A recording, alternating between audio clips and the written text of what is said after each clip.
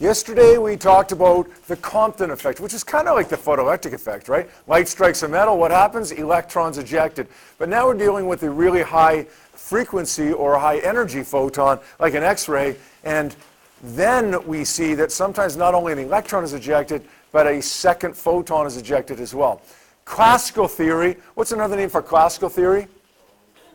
Well, classical theory we could say is pre-Einstein.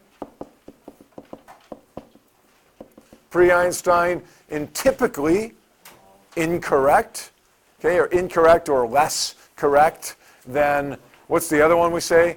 Not classical theory, but quantum theory, which is post-Einstein, which is correct. Classical theory would have predicted that the energy of the second photon would be the same as the first photon, but it wasn't. Observations showed that the second photon had less energy than the first photon. And Compton established, or suggested at least, that this was simply a result of photons having momentum. That's the big takeaway from this, right? The big takeaway from the Compton effect for us is that photons have momentum. He said this is just a collision, like two cars colliding at an intersection. Conservation of momentum applies. But in order for conservation of momentum to apply, photons need to have momentum. That's a problem for us because photons don't have any mass. So yesterday we established that even though photons don't have any mass, they do have momentum because of Einstein's energy mass equivalence equation. They don't have mass, but they do have an equivalent mass. And that equivalent mass can be found by rearranging this equation, E is equal to mc squared, which appears in the top right-hand corner of your data sheet. We use this along with P is equal to m times v to derive an equation that relates the energy of a photon to the momentum of a photon. We also use it to derive this equation, which relates the momentum of a photon to the wavelength of the photon. Remember that if we want to find the momentum of a baseball or the momentum of a proton or an electron or something like that, we're still going to use m times v, right? Want to find the momentum of something with mass, mv. Want to find the momentum of something without mass, like a photon, we're going to use one of these equations that appear in the top right-hand corner of our data sheet. And then we also have this one as well, which comes from the law of conservation of momentum and the law of conservation of energy in some kind of crazy, complicated, almost impossible derivation that we don't have to be familiar with. Just know that it does come from those two laws. Does that make sense? We did a couple examples yesterday. The first example, we wanted to find the energy of the photon. Remember, that's no different than what we've looked at for the past week. hc over lambda. Or we could have said E is equal to h times f had we had the frequency, right? Not a new equation. The momentum of the photon, well, we could have found by saying E is equal to P times C. We just solved for the energy.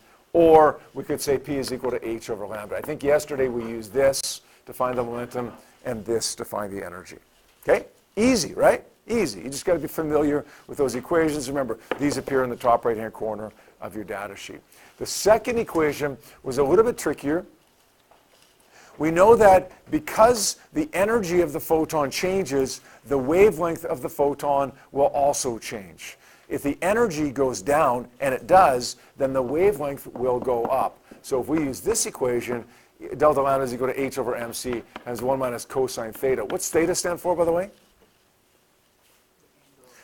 The scattering angle of the photon scattering angle. Okay, and that's a number that we typically be given.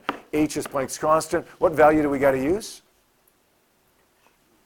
Joules, 6.63, right? M is the mass of the electron. C is the speed of light. This would be the gain in wavelength. How do we have a gain in wavelength? Didn't we say we lost energy?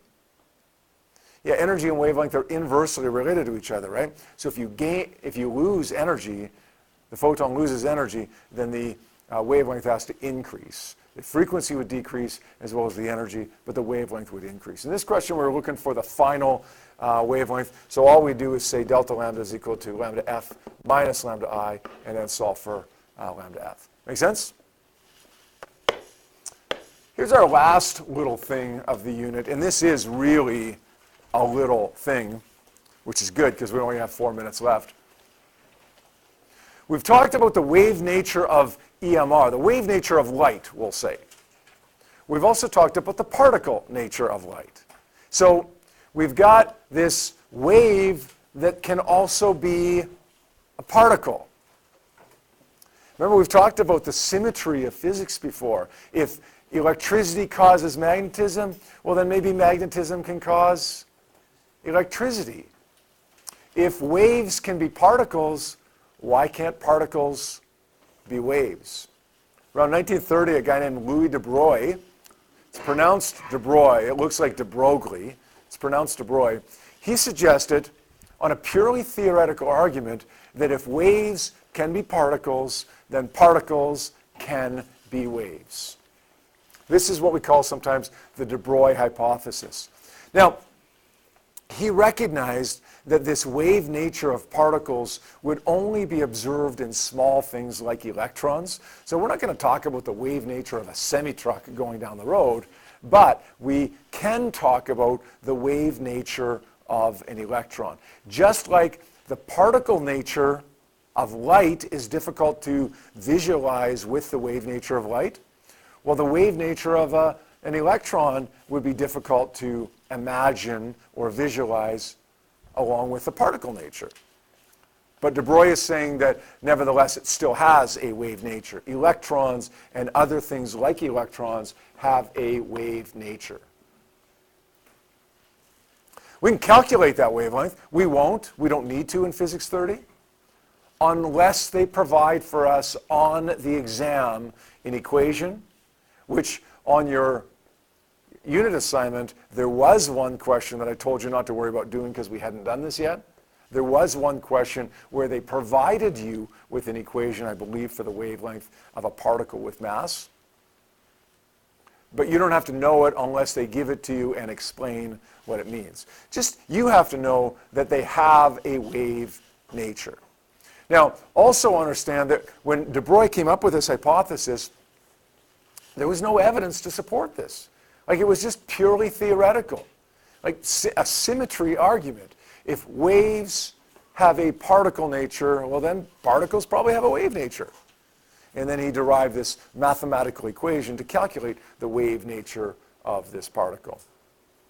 Now, experimental evidence did come later on, and it's came through thousands of experiments later on. It's come in the form of electron diffraction experiments. What do we mean by that?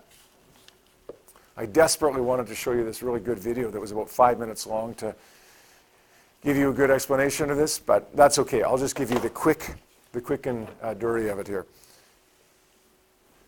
If we shine light through these two openings, what would you expect to see over here on this screen? If you shine light on this, okay, what would you expect to see? You would expect to see bright spot, dark spot, bright spot, dark spot, bright spot, dark spot, right? An interference pattern, correct? Right. If you shone, let's say, if you fired baseballs one at a time through there, and you looked at this piece of, let's say, this metal thing that could be dented, you would expect to see a dent here and here, right? This is what we see with waves. This is what we see with particles, right? But guess what happens if you fire electrons through these two openings one at a time? These electrons behave like waves, diffract as they go through the openings, interfere with themselves, and produce this pattern over here. So, the only conclusion that we could possibly draw from this is that, yes, electrons are waves.